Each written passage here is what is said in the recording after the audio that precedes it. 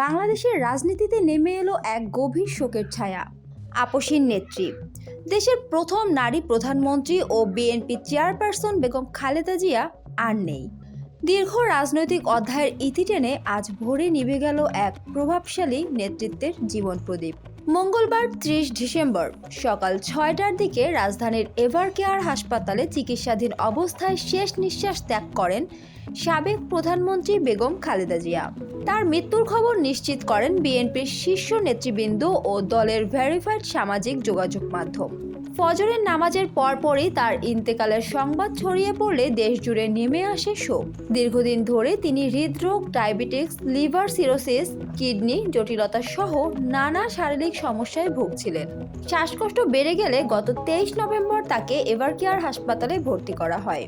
দেশি বিদেশি বিশেষজ্ঞদের সমন্বয়ে গঠিত মেডিকেল বোর্ডের নিবিড় তত্ত্বাবধানে তার চিকিৎসা চলছিল।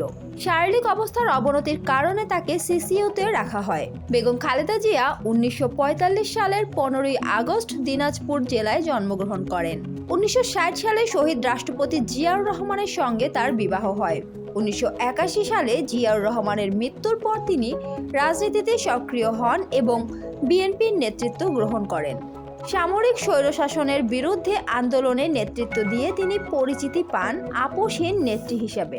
১৯৯১ সালে তিনি বাংলাদেশের প্রথম নারী প্রধানমন্ত্রী নির্বাচিত হন এবং পরবর্তীতে আরও দুইবার রাষ্ট্র ক্ষমতায় অধিষ্ঠিত হন। সংসদীয় গণতন্ত্র পুনঃপ্রতিষ্ঠা, শিক্ষা ও সামাজিক খাতে তার নেওয়া উদ্যোগগুলো দেশের ইতিহাসে গুরুত্বপূর্ণ অধ্যায় হয়ে আছে। তিনি এমন এক বিরল রেকর্ডের অধিকারী যে কয়টি আসনে নির্বাচন করেছেন, কোনো আসনেই পরাজিত হননি। এই মুহূর্তে আপনার অনুভূতি কি? বেগম খালেদা জিয়ার রাজনৈতিক অবদানকে আপনি কিভাবে মূল্যায়ন করেন?